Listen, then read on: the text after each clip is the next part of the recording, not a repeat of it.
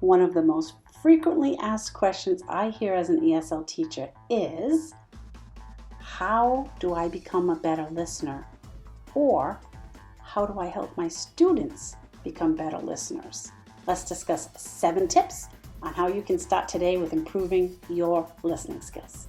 When you first start to train your ear to truly hear English, you must know why you're listening.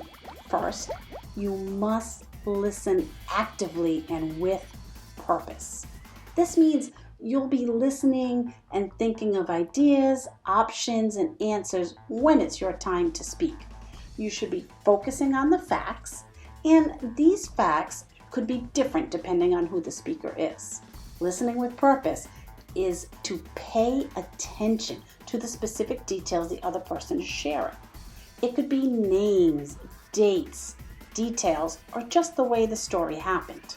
It also lets the other person know you are paying attention. Show them some signals while they're speaking.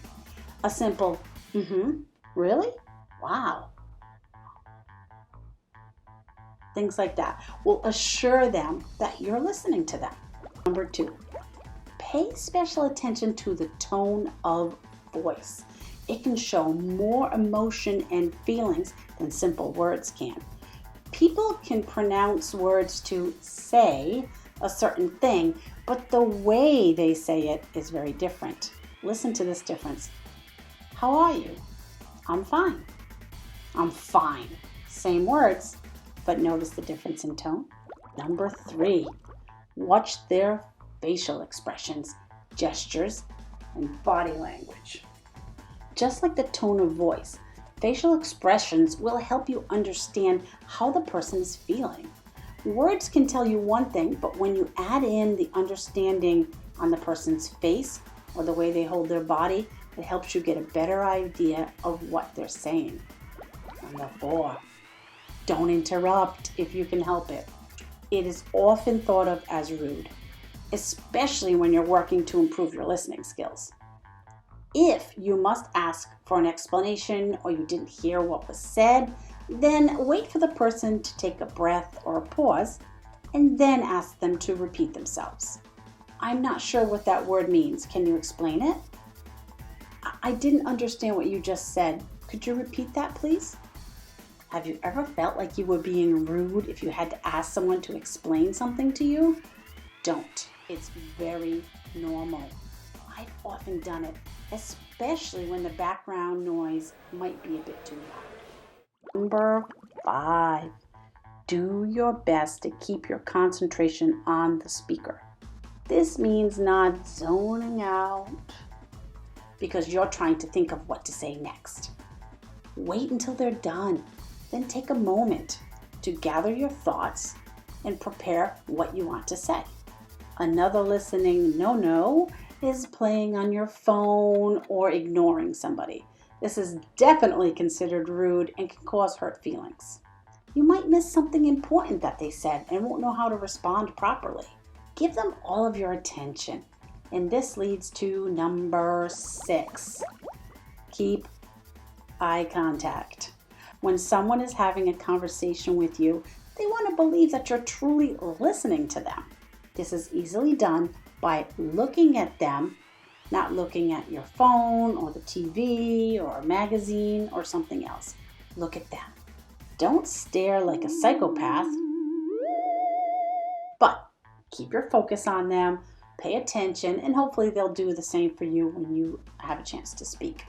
Give them your full attention. They deserve it. Are there any of these points that I've mentioned so far that you have difficulty with when you're in a conversation? Let me know in the comments. Listening and reading are input, getting the information into your brain. Speaking and writing is output, sharing what you know. So if you want to be a better speaker or writer, then it's great to start with improving your listening and your reading. Better input will give you better output. My final tips are some simple ways to get the listening practice you want. These tips will be a big number 7. Expose your ears, your mind, and your atmosphere to an English speaking one as much as possible, even if you're not paying complete attention. The more you get used to the sounds of the English language, even in the background, the sooner you'll be able to recognize sounds, words, sentences, and then entire stories and conversations. The more you do this, the easier it will be. Listen to TV, movies, radio, podcasts, YouTube videos. I have a bunch of them. And audiobooks. Especially if you're a commuter and you don't have time to stand and physically hold a book, audiobooks are a fantastic way to work on your listening skills. I'll provide a link for you to check out Kindle Unlimited through Amazon. I'll also provide a link to Audible, which you can use to download books and things to listen to work on those listening skills. You can download ebooks or the audio version of so many amazing books, magazines, and even movies to listen to when you can.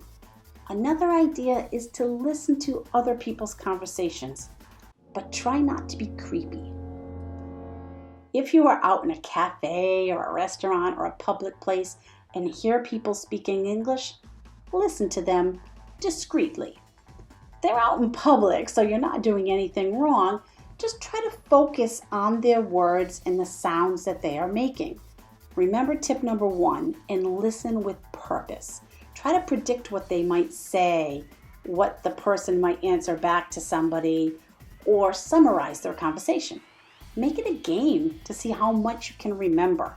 And also try to share it with somebody else.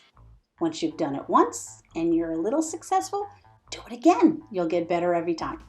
There are so many other ways to learn a language than just sitting in a classroom or with a teacher online. Make it fun, make it challenging, and make it real by using authentic materials.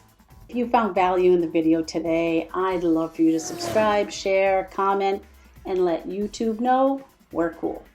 Check out these videos for more listening practice and use the subtitles if needed. There's nothing wrong with that. Never stop learning and become an amazing listener.